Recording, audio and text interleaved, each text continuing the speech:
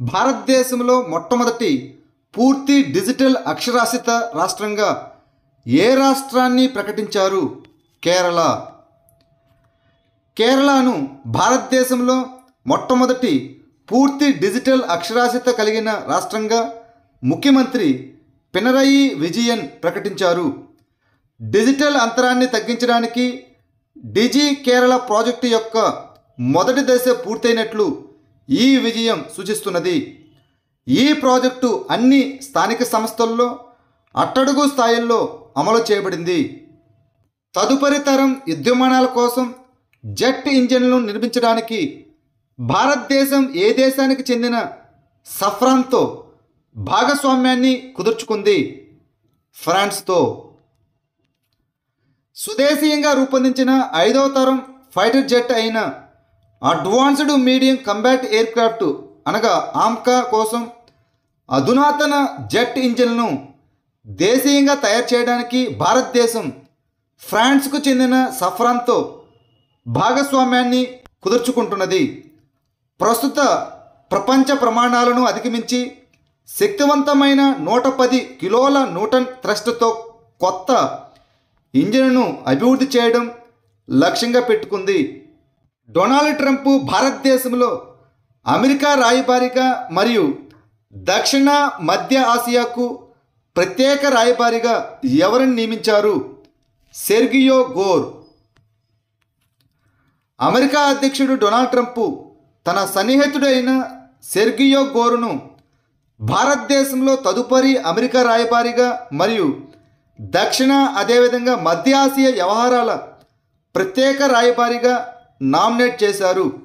ఇది సుంకాలు మరియు రష్యన్ చమురు దిగుమతులపై పెరుగుతున్న అమెరికా భారత్ ఉద్రిక్తల మధ్య కీలకమైన దౌత్య చర్యగా గుర్తించబడింది. ఇండియన్ సబ్కాంటినెంటల్ రెస్పాన్సిబుల్ టూరిజం ఐసిఆర్టీ అవార్డు 2025కి ఉత్తరప్రదేశ్లోని ఏ గ్రామం ఎంపికైంది? కారికోట్ గ్రామం, బహ్రైచ్. ఉత్తరప్రదేశ్లోని బహ్రైచ్ జిల్లాలోని కారికోట్ గ్రామం 2025 ఇండియన్ సబ్కాంటినెంటల్ రెస్పాన్సిబుల్ టూరిజం అవార్డును గెలుచుకుంది. ఈ అవార్డును పర్యాటక మంత్రిత్వ శాఖ మద్దతుతో ఈ ఐసిఆర్టీ ఇండియా ఫౌండేషన్ అందిస్తుంది. ఈ వేడుక సెప్టెంబర్ 13న న్యూఢిల్లీలో జరుగుతుంది. ప్రతికూల ప్రభావాలను తగ్గించడం మరియు సానుకూల ఫలితాలను మెరుగుపరచడం వంటి స్థిరమైన పర్యాటక రంగంలో నాయకులను ఈ అవార్డుతో సత్కరిస్తుంది. సస్టైనబుల్ పవర్ 1404 పేరుతో సైనిక విన్యాసాలను ప్రారంభించిన దేశం ఏది? ఇరాన్. ఇజ్రాయెల్తో 12 రోజుల యుద్ధం ముగిసిన తర్వాత ఇరాన్ తన మొదటి సైనిక విన్యాసాలను ప్రారంభించింది. సస్టైనబుల్ పవర్ 1404 అని పిలువబడే ఈ విన్యాసం ఒమన్ గల్ఫ్ మరియు హిందూ మహాసముద్రంలో జరిగింది. ప్రజలను మోసం చేస్తున్న నకిలీ సాధువులను అరికట్టడానికి ఏ రాష్ట్ర ప్రభుత్వం ఆపరేషన్ కల్మేనిని ప్రారంభించింది? ఉత్తరాఖండ్. ప్రజలను మోసం చేసే నకిలీ సాధువులపై చర్యలు తీసుకోవడానికి ఉత్తరాఖండ్ ప్రభుత్వం ఆపరేషన్ కల్మేనిని బలోపేతం చేసింది. ఇప్పుడు మోసగాలు నిర్బంధం మాత్రమే కాకుండా క్రిమినల్ అభియోగాలు మరియు అరెస్టులను ఎదుర్కొంటారు. పోలీసులు డ్రగ్స్ మరియు మ్యాజిక్ రెమెడీస్ చట్టం 1954, అదేవిధంగా భారతీయ న్యాయ సంహిత చట్టం 2023, ఇన్ఫర్మేషన్ టెక్నాలజీ చట్టం 2000 మరియు విదేశీయుల చట్టం 1946 కింద చర్యలు తీసుకుంటారు. అంతరిక్ష వాతావరణ అంచనాను మెరుగుపరచడానికి కృత్రిమ మేధస్సు మోడల్ అయిన సూర్యను ఏ అంతరిక్ష సంస్థ ప్రారంభించింది?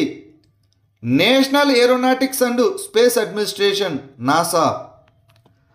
అంతరిక్ష వాతావరణ అంచనాను మెరుగుపరచడానికి నాసా సూర్య అనే కృత్రిమ మేధస్సు నమూనాను ప్రారంభించింది.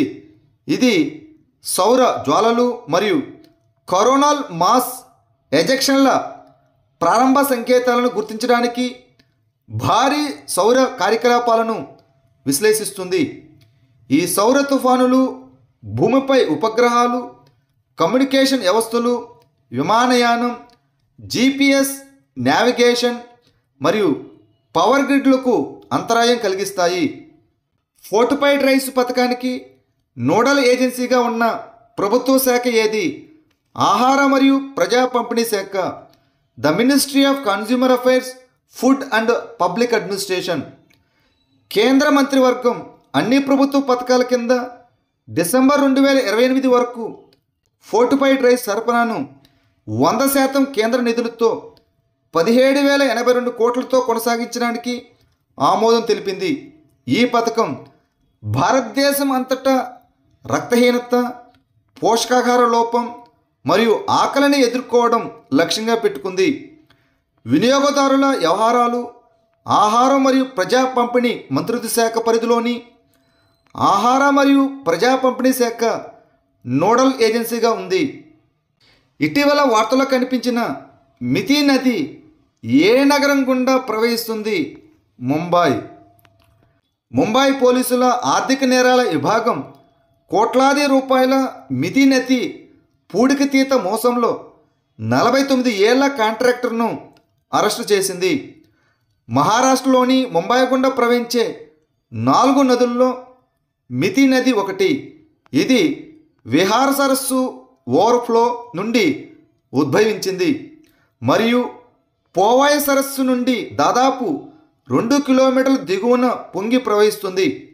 ఈ నది మహీమ్ క్రీక్ వద్ద అరేబియా సముద్రంలో కలిసే ముందు 18 కిలోమీటర్లు ప్రవహిస్తుంది. 18వ అంతర్జాతీయ ఖగోళ శాస్త్రం మరియు ఖగోళ భౌతిక ఒలింపియాడ్ 2025 ఎక్కడ జరిగింది? ముంబై. ఆగస్టు 15 నుంచి 21 వరకు ముంబైలో జరిగిన 18వ అంతర్జాతీయ ఖగోళ శాస్త్ర మరియు ఖగోళ భౌతిక శాస్త్ర ఒలింపియాడ్ 2025లో భారతదేశం 4 బంగారు పతకాలు మరియు 1 రజత పతకాన్ని గెలుచుకుంది. ఈ కార్యక్రమానికి 63 దేశాల విద్యార్థులు హాజరయ్యారు. 5 సభ్యులు బంగారు పతకాలు గెలుచుకోవడంతో ఇరాను అగ్రశ్రేణి దేశంగా నిలిచింది. ఈ కార్యక్రమానికి Homi Bhabha centre for science education, Tata institute of fundamental research నిర్వహించాయి. ఇటీవల వార్తల్లో కనిపించిన INS అరిదామన్ అనగా ఏమిటి? ఇదొక అణుశక్తితో నడిచే బ్యాలిస్టిక్ క్షిపణి సబ్మెరైన్. భారతదేశం త్వరలో తన 3వ అణుశక్తితో నడిచే బ్యాలిస్టిక్ క్షిపణి సబ్మెరైన్ అనగా SSBN INS అరిదామన్ను ప్రవేశపెట్టనుంది. ఇది వ్యూహాత్మక రక్షణ సామర్థ్యాలను మెరుగుపరుస్తుంది. ఈ INS అరిదామన్ విశాఖపట్నంలోని షిప్ బిల్డింగ్ సెంటర్లో అడ్వాన్స్డ్ టెక్నాలజీ వెసల్ ప్రాజెక్ట్ కింద నిర్మిస్తున్న 2వ అరిహంత్ క్లాస్ SSBN. ఇది పెద్ద సంఖ్యలో K4 క్షిపణులను మోస్తుంది మరియు దాదాపు 95 మంది అధికారులు అదేవిధంగా నావికులను కలిగి ఉంటుంది. స్వయం సహాయక సంఘాల మహిళల కోసం ఏక్ బాగియా మాకే నామ్ ప్రాజెక్టును ఏ రాష్ట్ర ప్రభుత్వం ప్రారంభించింది? మధ్యప్రదేశ్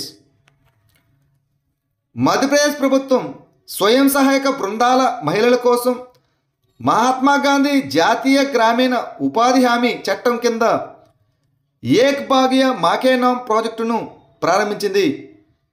ఈ ప్రాజెక్టు స్వయం సహాయక సంఘాల మహిళల ప్రైవేటు భూమిలో మొక్కలు, ఎరువు, తవ్వకం మద్దతు, కంచె మరియు నీటిపారుదల కోసం 50,000 లీటర్ల నీటి ట్యాంకులతో అభివృద్ధి చేస్తుంది.